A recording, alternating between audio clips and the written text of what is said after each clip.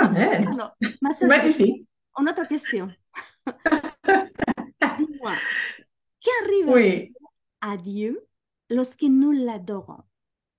Est-ce que tu penses qu'il y a quelque chose qui arrive à Dieu chaque fois que nous l'adorons? c'est une très bonne question. Tu sais, ma sœur, c'est une chose de savoir que quelqu'un existe. Ouais, Et c'en est une autre d'avoir une relation avec cette personne. c'est vrai. Il est vrai que Dieu nous a créés, il nous a créés à son image, il nous connaît mieux que personne. Mais son désir est d'avoir une relation avec nous. C'est vrai que nous oublions parfois que nous avons été séparés de Dieu à cause de la mort spirituelle. Mm. Il y en a qui redécouvrent Dieu après 30, 40, 50 ans, voire plus. Donc pendant tout ce temps, Dieu a attendu. Il y a eu une séparation. On ne réalise pas ça parfois, hein. C'est énorme.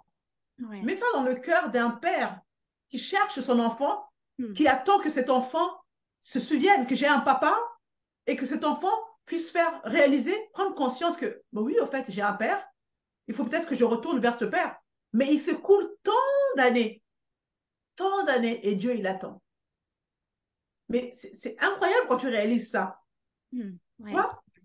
Et la nouvelle naissance, lors de la nouvelle naissance, enfin, Dieu se dit, waouh, ma fille que j'attendais depuis tant d'années, ça fait 30 ans, ça fait 40 ans, c'est incroyable, je te jure, c'est Wow. vraiment triste, hein? C'est triste, hein? Oui, Dieu, parfois c'est des générations, des familles et des générations qui ne sont pas en Christ.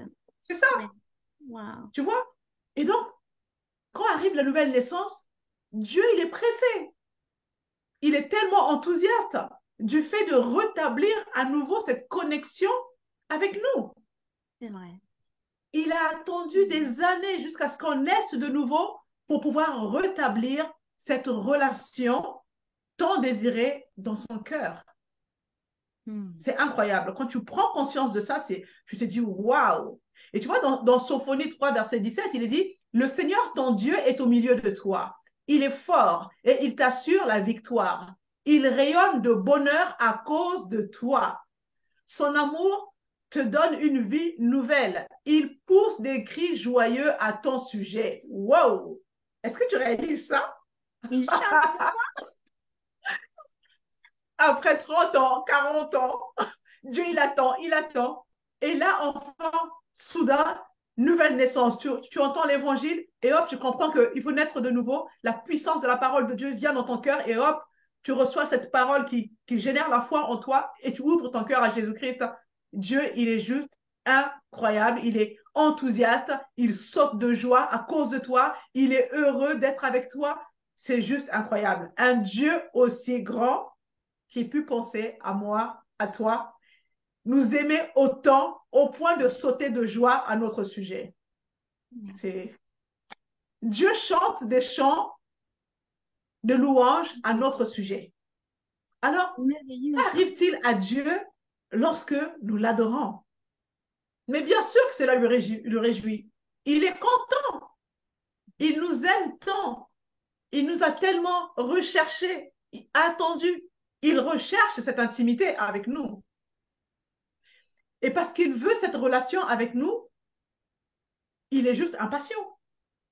Nous Oui. devons, en fait, laisser Dieu nous consumer par son amour. Au lieu de chercher, d'essayer de comprendre l'amour de Dieu pour nous, nous devons cesser de faire tous nos efforts. Et il s'agit, au fait, de perdre notre vie pour lui et ensuite nous la retrouverons. Parce que c'est ce que nous dit Luc 9, verset 23 à 24. Il dit, si quelqu'un veut me suivre, qu'il s'abandonne lui-même et qu'il prenne sa croix chaque jour et qu'il me suive. En effet, celui qui veut sauver sa vie la perdra. Mais celui qui perdra sa vie à cause de moi la retrouvera. Donc, une des clés de l'adoration, c'est de, comme tu l'as dit tout à l'heure, de céder, de lâcher prise. et laisser Dieu nous consumer par son amour. Vous pouvez louer Dieu et rester le même. Mais, mais par contre, quand il s'agit d'adorer Dieu, quand vous adorez vraiment Dieu en esprit et en vérité, tu n'es plus la même. C'est La vrai. véritable adoration te change de l'intérieur. Tu vois, on se perd en Dieu et c'est là qu'on se retrouve pleinement en lui. Tu comprends? Parce que notre véritable identité est en lui. Donc, il nous faut parfois laisser la place pour que Dieu puisse nous consumer dans son amour. Alors tout sera changé. C'est puissant l'adoration. La Amen. vraie adoration, c'est quand nous nous mettons nous-mêmes à l'autel et pas seulement de dire oui, Dieu, tu es formidable et dire voilà, tu es merveilleux. Ok, ça, c'est la louange. On le sait, il est formidable, il est merveilleux, il est tout-puissant, il est incomparable. C'est la louange. Mais quand il s'agit d'adoration, non seulement tu t'offres à Dieu, tu vois, tu es sur cet autel de Dieu et tu te donnes à lui. Tu donnes tout ce que tu as, tu donnes tout ce que tu veux, tu vois. Tu lui donnes ton cœur, tu lui donnes tes faiblesses, tu lui donnes tes pensées, tes ressources, tu lui donnes ton passé, tes peurs, tes espoirs. Seigneur, je te donne tout, je me livre à toi. Tu vois, c'est ça la vraie adoration. C'est vraiment une question de confiance. Ouais. Tu vois, c'est une question de soumission. Parce Hmm. que pour pouvoir te soumettre à quelqu'un, il faut déjà avoir confiance en cette personne. Tu C'est vois? vrai. Parce qu'il y a des gens, il y a des gens qui s'approchent de Dieu, mais qui veulent avoir avec une relation, qui veulent avoir une relation avec Dieu, mais ils n'ont pas confiance en Dieu. Tu vois? Hmm. Parce que il est vrai que la confiance, c'est quelque chose de merveilleux. Parce que la confiance, bien que ça peut te rendre vulnérable quand tu fais confiance à la mauvaise personne, mais quand tu fais confiance à la bonne personne, c'est juste formidable. Hmm. Parce que tu t'approches de Dieu dans cette assurance, tu sais, comme ce que nous lisons dans Hébreux 4,16. Tu t'approches du trône de la grâce avec assurance. Tu sais que tu vas obtenir l'aide dont tu as besoin. Parce que dans son amour, dans sa fidélité, il a déjà pourvu d'avance à tous tes besoins. Tu n'as pas besoin de supplier Dieu, tu n'as pas besoin d'adorer Dieu, de faire des requêtes, de quémander devant le Seigneur. Reste juste dans l'adoration. Comme tu l'as dit toi-même tout à l'heure, contemple ton Dieu. Tu vois? Et pour finir, tu vois, comprenez que, les amis, la confiance est puissante dans notre relation avec Dieu, car elle nous permet de pouvoir donner à Dieu et de recevoir de sa part. C'est vraiment très important. Hmm. Quelque chose de classique. Un mariage sans confiance, c'est un véritable désastre. C'est vrai. C'est juste pas possible, c'est invivable. À chaque fois que ton mari n'est pas là ou ta femme n'est pas là, tu te poses des multitudes de questions, tu n'as pas la paix. Il y a de quoi devenir fou, quoi, tu vois. Tu vois. Donc, la confiance doit être au centre de tout de notre relation avec Dieu. Parce que c'est ce qu'il y a de plus merveilleux dans la vie. Et la confiance nous ouvre simplement le monde. Amen. Amen. Wow. Amen. Gloria a Dios. C'est merveilleux ce que tu Yes. viens de dire. Ma soeur, j'ai une dernière question à te poser. D'accord. Comment peut-on adorer notre Dieu? Hmm. Comment Ouais. on peut adorer Dieu? Je crois que c'est la question que tout le monde, tout croyant, a passé par là. Moi, j'ai Ah passé ouais? par là, hein. Et personnellement, Ornella, je ne crois pas qu'il existe une seule méthode pour adorer à Dieu. Genre, premier pas, tu fais ceci. Deuxième pas, tu dois faire cela. Troisième pas, de cette manière, avec des louanges ou Mode fort. d'emploi. Non, je ne pense pas que ce soit ça. Ce qui m'a aidé à moi d'entendre, d'entrer de plus en plus dans cette étroite amitié, cette relation avec le Saint-Esprit, c'est le fait de me lâcher, comme tu dis, lâcher prise. Lâcher prise. Donnant tout ce que je peux de moi, Hmm. faire sortir tout. Avec lui, avec le Seigneur Jésus-Christ, avec le Saint-Esprit, avec mon papa Dieu. parce que c'est lui qui me connaît mieux que autre personne. Et lui dire Mm. tout à lui. Amen. Seigneur, je veux passer un moment de privilège avec toi. Je veux te connaître dans cet aspect. Comment tu vas être envers moi. Tu vois, au début, par exemple, comme tu disais dans mon mariage, c'est d'avoir la confiance. Mm. Je me souviens quand j'étais très jeune mariée, j'étais depuis des années déjà mariée. Euh, j'ai prié en langue, mais mon mari, à cet instant, ne priait pas encore en langue. Et j'avais vraiment comme une espèce de limite pour prier en langue à chaque fois qu'on priait ensemble. Parce que je savais que le moment que je priais en langue, pour moi, je vais passer à un autre truc différent. Et j'étais avec le Seigneur et je De quoi voyais tu tout parles, ouais. autour de moi, tu vois. Et je ne voulais pas le mettre d'un côté à mon mari. Je voulais Mm. vraiment qu'il partage aussi ces parties-là avec moi. Il participe avec toi, Jusqu'au bien sûr, jour, ouais. jusqu'au jour, je me suis dit, non, je ne vais pas limiter le Seigneur, je vais me lâcher aujourd'hui. C'est ce que je prie en langue ensemble. Tu vois, et j'ai commencé à prier en langue. Et c'est en fait le point qui a fait le déclic dans mon mari. Il a dit, ah, tu sais, quand tu as commencé à prier en langue, j'ai senti la présence de Dieu vraiment à côté de moi. Mm. C'était pas une sensation comme une émotion, c'était quelque chose de très tangible. Je me Mm. suis sentie enlacée, je me suis sentie aimée. Je ne dis pas que j'ai compris ce que tu disais en langue, mais c'était comme si à l'intérieur de moi, me donnait l'envie de rire et être en joie. Et je veux apprendre à parler en langue. Amen. Mais en fait, je Tu me as suis donné dit, le mais goût. attends, là, il fallait que je fasse ça depuis le début. Et voilà, tu vois, en fait, c'est ces parties-là que nous devons vraiment apprendre à se lâcher prise. Parce que quand on ne se lâche pas prise, on peut perdre cette opportunité, comme dans le cas de mon mari, qui c'est la Mm. première fois qu'il m'entend parler en langue et il a décidé avoir cette manière aussi de prier avec le Seigneur. Et comme je Mm. te disais au début aussi, simplement dire Seigneur, je veux te connaître. Je veux connaître cet aspect de toi, comment tu vas réagir, comment tu feras dans cette partie-là, quand quelqu'un tu veux t'approcher à prier ou à parler avec quelqu'un et tu sais que si quelqu'un déjà te critique ou te parle mal ou te regarde mal. Comment je peux agir vers cette personne, comment je peux m'approcher et lui démontrer ton amour. Et c'est Mm. plus j'entre en relation en contemplant cette gloire que je peux être transformée parce que je suis en train de voir comment lui il ferait. Et Mm. suivre ces pas-là. Tu vois, ça nous aide à entrer et à agir dans cette relation intime, car nous voyons des choses. Nous voyons comment nous pouvons nous communiquer et faire les choses comme on voit avec l'autre personne. Et c'est ça qui fait comme un miroir. 3 Corinthiens, 2 Corinthiens 3:18. Comme un miroir, je Mm. contemple.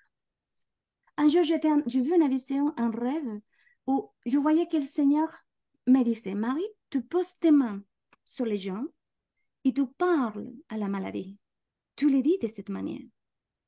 Et je regardais en fait comment il faisait. Et dans cette, je ne sais pas si c'était ambition, un rêve, parce que c'est un truc assez particulier. Et je me voyais ensuite faire la même chose et actuer comme lui a actué. Et à partir de ce moment-là, je commence à prier comme ça, de toutes choses-là. Mm. Parce que Mm. tu commences à contempler, tu commences à voir. Et ça te donne la confiance et tu apprends de ce que tu vois. Mm.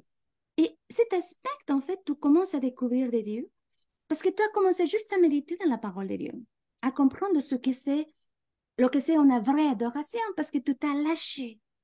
Mm. Tu as commencé à adorer de ton esprit, de ton intérieur. Tu te donnes complètement. Yes.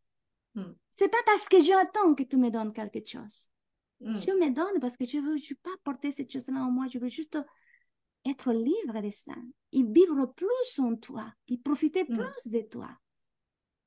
Et toi, tu commences à entrer dans une conscience où ta pensée, tes émotions s'alignent à quelque chose de puissant qui est déjà dans ton esprit.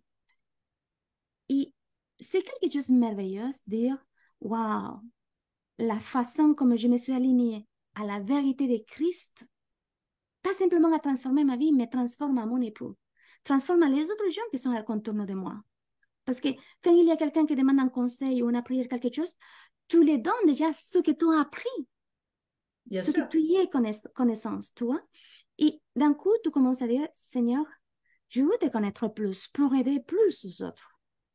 Et plus tu es Exactement. proche d'une personne, tu commences à voir comment est cette personne, comment elle agit, sa façon de Mm. penser.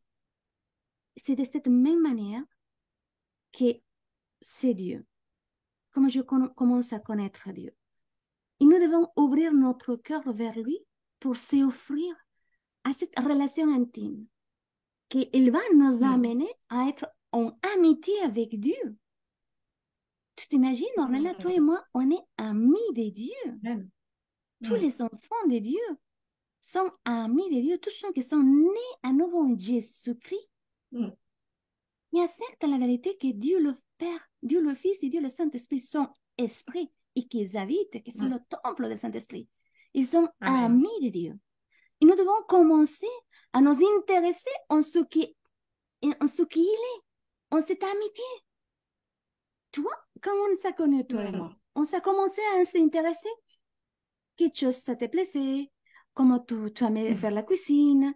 Comment tu aimais faire... On s'est commencé à se connaître. C'est de la même manière Mm. qu'on doit faire avec Dieu. De la même Amen. manière qu'on entre en relation avec un ami, qu'on appelle, on prend un peu de nouvelles, on s'en donne un petit temps, mais c'est 5 minutes, mais on sait comment il est. Et on entre, tu vois. C'est de la même manière qu'on fait. Ouais. Et la Bible nous dit, en Hébreux 11:6, que la foi, il est impossible à l'agrader à Dieu sans la foi. Mm. Pardon. Si tu n'as pas foi, tu ne peux pas être Mm. agréable à lui. Car il faut que celui qui croit en Dieu, il doit croire qu'il existe. Mm. Il doit s'approcher à lui en croyant qu'il existe. Tout à fait. Et surtout, il est rémunérateur Tout à fait. de ceux qu'il cherche. Et d'un coup, tu te dis, mais attends, si je dois croire qu'il existe, bah, je te vois, toi, Ornella. Je t'entends, je te touche. Comment je fais dans le cas que Dieu est Dieu et qui est esprit? Mm. Voilà, justement, c'est là la foi. La foi qui vient d'entendre la parole de Dieu, c'est Mm. la propre foi de Dieu qui entre en moi et qui m'aide à croire Tout à qu'il fait. existe. En fait, je ne fais rien. C'est lui qui le fait tout. Mais je C'est ça. dois me reposer en ça. On croit en ça. Et Mm. c'est la foi qui vient quand j'entends la parole de Dieu qui entre en moi, sa propre parole. Sa Mm. propre parole est porteuse de sa foi. Et cette Yes. foi, ça vient entre moi, c'est une racine, au point que je viens être agréable à lui parce que je suis venu être acceptable à travers Jésus-Christ. C'est Jésus-Christ qui Mm. fait que je suis acceptable pour lui. C'est en Ouais. Jésus-Christ que je suis agréable pour lui. Pas parce que je suis, sinon parce que c'est lui qui est en moi, que c'est Jésus Amen. qui fait que je sois agréable Mm. à lui. Et là, je m'approche en croyant que Dieu existe, Mhm. esprit. Et je rentre là et je commence maintenant à l'adorer. Et tu vois, ces passages, en fait, en train de nous dire des Hébreux 11, d'Hébreux 11 et 6, ce qu'ils nous dit, c'est que, premièrement, je dois croire que Dieu est là, qu'il est là. Tout le Mm. temps, il est là. Possible, je ne suis pas connectée à cette réalité, mais tout le temps, il est là. Tout à C'est fait. comme, par exemple, tu branches ta télévision à ta maison, tu ne la débranches plus jamais, tu entres, tu connectes, tu allumes, tu éteins, tout ce que tu veux. Et soudain, à un moment, Mm. tu n'as pas d'électricité, ou peut-être tu n'as pas d'Internet ou quelque chose. Qu'est-ce que tu fais? Tu n'appelles pas au centre SDF en disant, bah, écoutez, je n'ai pas l'électricité dans ma maison. Parce que tu sais que ta facture elle est bien payée, tout ça. La première chose que tu fais, tu regardes si ta prise elle est bien ou pas. Mm. C'est pareil. L'électricité, elle est toujours là. C'est peut-être moi que je l'ai débranchée sans faire exprès. Ou que Mhm. je m'ai déconnectée du réseau d'Internet sans faire exprès. Mm. C'est pareil. Je dois être toujours consciente qu'il est là. Parce qu'il est là. Mm. Et Mm. je sais qu'il m'aime. Mais pas parce que je suis aimable. Sinon parce que c'est sa nature de m'aimer. Il est Amen. amour. Et tu vois, ma soeur, pour finir, la louange, comme tu l'as bien dit antérieurement, c'est quelque chose que c'est dire la vérité. Je dis la vérité de ce qui est Dieu, sur Dieu. Mm. L'adoration, c'est quand je me donne. Dieu, je te donne ma confiance, mon mariage, mes idées, mes objectifs, mes projets, mon argent, mes finances. Je veux être de plus en plus dans cette contemplation de ta gloire. Mm. À chaque moment de ma vie, à chaque instant, je veux être prête à donner une parole de sagesse, une parole de connaissance, une parole de réconfort à quelqu'un d'autre. Et je dois me concentrer, contemplant qui elle est, sur qui Mm. elle est. Et aussi, on peut faire ce que dit en 1 Corinthiens 10, 31. Quel que soit que tu fasses, que tu manges, tu bois, que tu pratiques un exercice, que tu travailles, quel que soit que tu fasses, fais-le pour le Seigneur. Ça Mm. va faire que, en fait, je ne suis plus en premier plan, c'est le Seigneur en premier plan. Mm. Et Ouais. c'est dans ce sens qu'on doit y aller toujours. Amen. Amen. Amen. Merci pour ce merveilleux partage.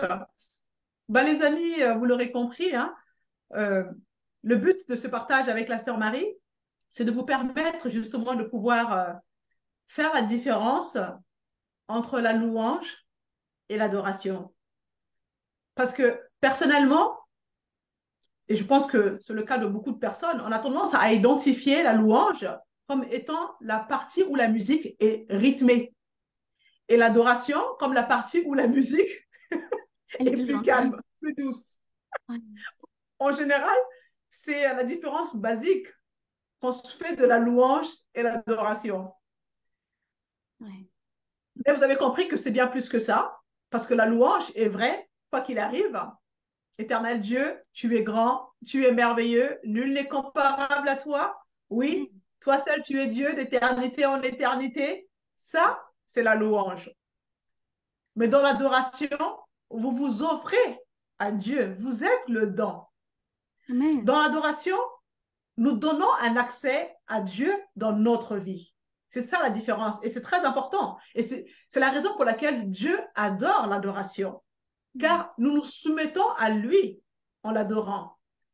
Et nous lui donnons du coup un accès pour qu'il puisse nous combler. Dieu prend plaisir à notre bonheur. Et dans Jérémie 32, je ne sais plus trop quel est le verset, à un moment donné, il dit que j'établirai avec mon peuple une alliance pour toujours. Sans cesse, je les accompagnerai pour leur faire du bien. Ainsi, ils me respecteront profondément et ils ne s'éloigneront plus de moi. Je serai heureux de leur faire du bien. De tout mon cœur et de tout mon être, je les installerai solidement dans ce pays. Et je vais terminer par ce passage merveilleux que notre sœur Marie vous a communiqué tout à l'heure dans 2 Corinthiens 3, 18. Il dit, nous tous, le visage découvert, nous reflétons la gloire du Seigneur. Ainsi, nous sommes transformés pour être semblables au Seigneur et nous passons d'une gloire à une autre, une gloire plus grande encore. Excusez-moi, j'ai juste, je suis désolée, j'avais un appel qui est rentré. Donc voilà en effet ce que réalise le Seigneur qui est esprit. Donc c'est là la définition de l'adoration, mes amis. Nous contemplons la gloire de Dieu et par la suite, nous sommes transformés de gloire en gloire. Amen. Amen. Amen. Merci encore pour votre fidélité et nous vous disons à la semaine prochaine. Bye.